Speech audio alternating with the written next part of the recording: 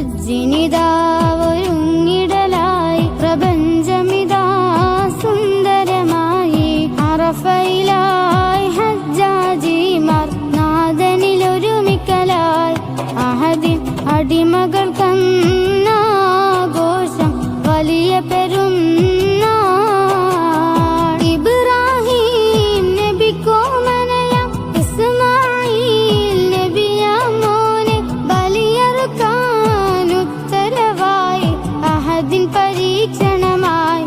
അതിലായി വിജയം വരിച്ചോർമ്മയിലായി ബലി പെരുന്നാളായി